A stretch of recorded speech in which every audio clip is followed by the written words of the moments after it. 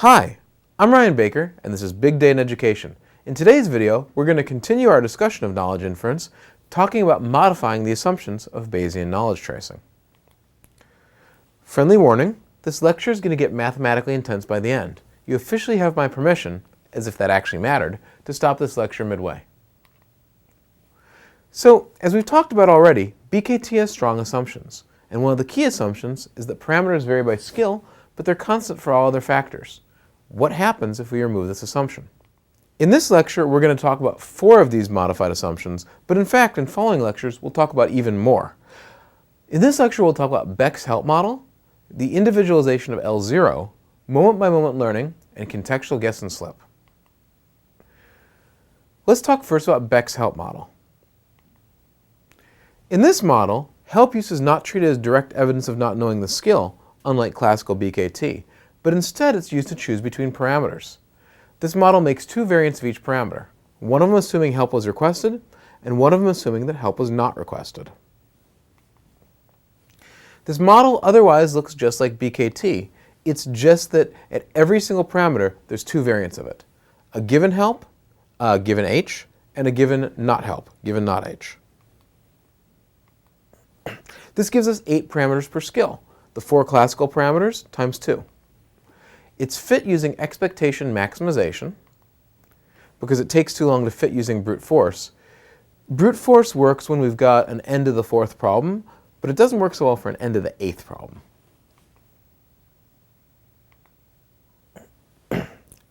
Now, in Beck's original paper, he found that there were fairly different parameter values for guess and for slip based on whether or not the person asked for help or not. But the model didn't lead to better prediction of student performance. So why are we talking about it? Because it was useful for understanding the effects of help. Variants in this model have been used, for example, to investigate transfer between skills. When we can parameterize based on meaningful distinctions, we can actually think about what those distinctions tell us about learning. We'll discuss this type of thing more in week 8 in our lecture in Discovery with Models. Our second variant we're going to talk about today is individualization of L0, the initial knowledge parameter. This work comes first from work by Pardos and Heffernan, although as we'll talk about in a future lecture, it gets extended later on.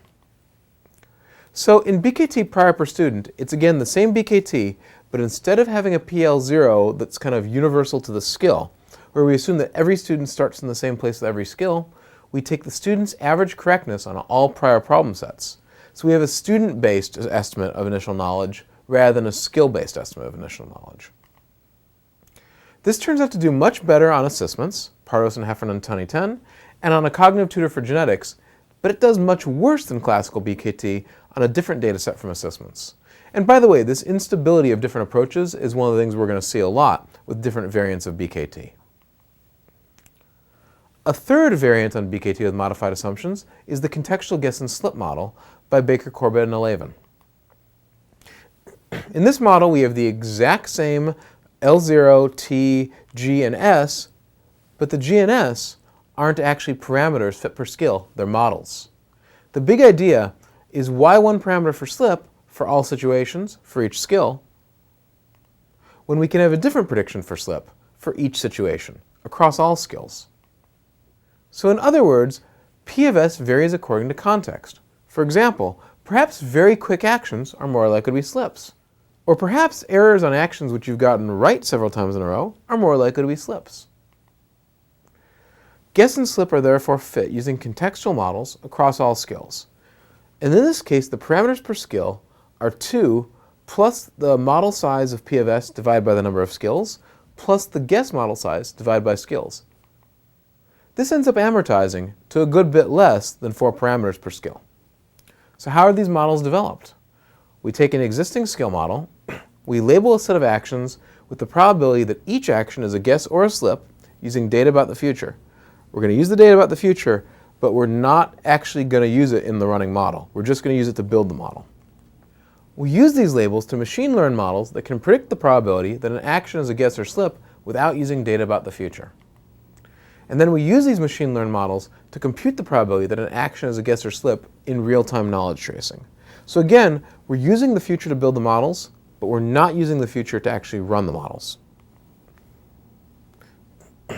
So more specifically, we label a set of actions with the probability that each action is a guess or slip using data about the future. We predict whether an action at time n is a guess or slip using data about the actions at time n plus 1 and n plus 2. The intuition is that if action n is right, and actions n plus 1 and n plus 2 were also right, it's probabilistically unlikely that action n was a guess, because the probability that you'd get 3 things right in a row by guessing is just really infinitesimal. And similarly, if actions n plus 1 and n plus 2 were wrong, it becomes more likely that action n was a guess. I'll give an example of this math in a few minutes. Having gotten these labels, we then use them to machine learn models that can predict the probability that an action is a guess or slip. We take features distilled from logs of student interactions with the tutor software that broadly capture behavior indicative of learning. In our original work, Baker, Corbin, and Levin 2008, which is starting to feel like ancient history, we selected these from the same set of initial features previously used in detectors of gaming the system and off-task behavior. In our first work, we used linear regression. Again, by the time we get to the next lecture, we're going to get way past this. But in our first work, we used linear regression, which turned out in this early work to do better on cross-validation than fancier algorithms. One guess model, one slip model. And then, having these probabilities, we just plug the estimates, the numbers, into Bayesian knowledge tracing. Exact same formulas as before. We're just substituting a contextual prediction about guessing and slipping for the prediction for each skill. How did the model do? Well, the effect on future prediction was quite inconsistent. It was much better on cognitive tutors for middle school algebra and geometry, but it was much worse on the cognitive tutor for genetics and assessments. But as it turns out, even though it's not a very good substitute for Bayesian knowledge tracing, this model produces something which is predictive of longer-term outcomes: each student's average contextual probability of slip. The average contextual probability of slip predicts post-test. So it predicts how students are able to transfer their knowledge out of the online learning system. It predicts shallow learners, people who will do well on a test of what they learned from the system, but not be able to transfer their knowledge to new contexts. It predicts college attendance several years later. In San Pedro et al. 2013, she was able to show that average contextual probability of slip for middle school students across the course of the year was associated with lower probability of attending college several years later, once you control for student knowledge. And she was also able to find that it was predictive of STEM major several years later. So, does a student major in a math or science related career? Higher average probability of slip in middle school makes it less likely that you're going to major in science or math when you get to college several years later, once you control for student knowledge. So this is some pretty, to me, interesting uses of this model that was beyond its initial idea. So when we think about what this probability of slip means, this kind of metric that we took out of Bayesian knowledge tracing but we're kind of now using for a different purpose, what does it mean? Well, there's two possible interpretations. The first, from San Pedro, Rodrigo, and Baker 2011, was carelessness. These contextual slips are indicating the student wasn't trying very hard, and that's why they got it wrong. They were careless. We thought about this because it maps very clearly to the theory of carelessness in Clements. Theoreticians about carelessness have said that carelessness is making mistakes on things you know. That's what contextual PFS kind of means in some ways. But there's a second possibility, which is shallow learning. Perhaps the student's knowledge is imperfect, and so it works on some problems and not others, and that makes it appear that the student is slipping. We don't necessarily have a clear answer for which of these it is at the moment. A fourth modified assumption for BKT is moment-by-moment learning.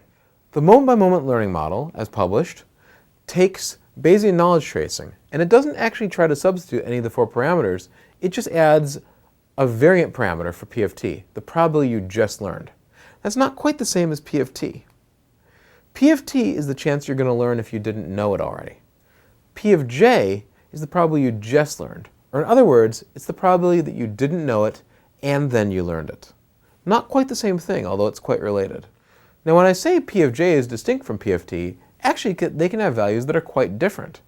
Take, for example, the difference between a probability of T of 0.6 in the context where you have an initial probability of knowing it of 0.1 or 0.96. If you had a 10% chance of knowing it and you have a 60% chance of learning it if you didn't know it, the probability you just learned is 54%. That's learning. But if your probability of knowing it to begin with was 96% and you had a 60% chance of learning it, you only have a 2% chance that you just learned it. That's not very much learning.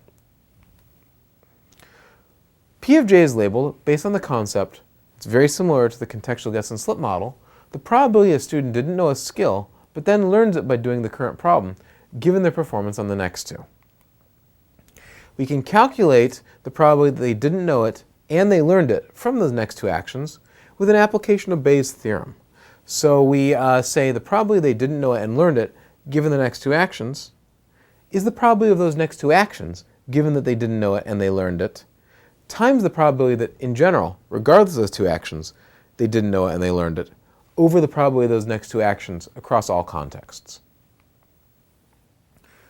The probability that they didn't know it and they learned it is computed with the standard BKT building blocks, the probability that they didn't know it at the current time, and the probability they learned it. The probability of the next two actions is a function of the only three relevant scenarios. Either they already knew it, or they didn't know it and then they learned it, or they didn't know it and then they didn't learn it, and their contingent probabilities. So in other words, the probability of the next two actions is the probability of the next two actions given that they know it, times the probability they knew it, plus the probability of the next two actions given that they didn't know it and they learned it, times the probability that they didn't know it and they learned it, plus the probability of the next two actions given that they didn't know it and they didn't learn it, times the probability that they didn't know it and they didn't learn it. Or in other words, there are three cases, and we're going to take the probability of the next two actions given each of those three cases, times the probability of each of those three cases. One quick example. What about the probability of the next two actions given that they knew it times the probability that they knew it? Well, there's only four possibilities for those two actions. Correct, correct, correct, not correct, not correct, correct, and not correct, not correct. And those turn out to be, if you knew it, the probability of correct, correct, if you knew it, is the probability you didn't slip times the probability you didn't slip. The probability that you got it wrong and then right, if you knew it, was the probability you didn't slip times the probability you slipped, and so on. Now, of course, this case is going to be more complicated for the case that you didn't know it and you didn't learn it, because in that case, we're actually going to try to estimate the probability as we go forward based on the possibility that you may have learned it or not between the first and second attempt. So the equations get really hairy at this point. I'll refer you to the paper for that. Now, P of j, like contextual P of S and G, we took features distilled from logs of student interactions with tutor software that broadly capture behaviors indicative of learning. These features were selected from the same initial set of features previously used in detectors of gaming the system, off-task behavior, and carelessness, aka probability of contextual slip that we just talked about a minute ago. All the features in the original work used only first response data. Later extensions to include subsequent responses only increased the model correlation very slightly, not statistically significantly. And then we had a model that we could use for a few things. Now, this model we're not using at any point to try to improve our prediction of student performance in the system. Instead, we're looking at how we can use this in analysis. It turns out that patterns in P of j over time can be used to predict whether a student will be prepared for future learning. That is to say, when they encounter the first piece of curriculum material beyond the current system, can they actually learn from it and do well on a test? Patterns of P of j during the use of the system turn out to be predictive of this. Also, it turns out that P of j over time can be used to predict standardized exam scores. And in a third recent use, P of j can be used as a proxy for eureka moments in cognitive science research. We can look for moments where students had spectacularly high learning, say higher than 99% of all learning episodes, and say, what distinguishes the behavior that precedes this? There is, by the way, an alternate method for calculating P of j. In that method, unlike the Baker, Goldstein, and Heffernan method, we assume at most one moment of learning, and then we try to infer when that single moment occurred across the entire sequence of student behavior. This was done both by Van de Sande and by Pardos and Udelson. There's some good theoretical reasons why you might want to do this. It actually more closely matches the assumptions of BKT. Is it better? We don't know yet. Although there have been a couple papers on it, we haven't yet seen anyone study whether this approach has the same predictive power as the method from Baker, Goldstein, and Heffernan for things like predicting preparation for future learning, standardized exam scores, or eureka moments. Personally, I'd really like to see that happen because I think it would really answer what's the best method for doing this. So to wrap up, in this lecture I've talked about 4 approaches to contextualizing BKT. Contextualization approaches as they were done in this generation, don't appear to lead to overall improvement on predicting within tutor performance. But they can be useful for other purposes. Predicting robust learning, like will the student have knowledge that transfers? Will the student be prepared for future learning? And they can be used for understanding learning better. So they do have some useful applications. In the next lecture, I'll be talking about where modifications and improvements to BKT have gone since 2011 or so, when I talk about models like KT-IDEM and its competitor, DKT. Thank you very much. I'm Ryan Baker. This is Big Day in Education.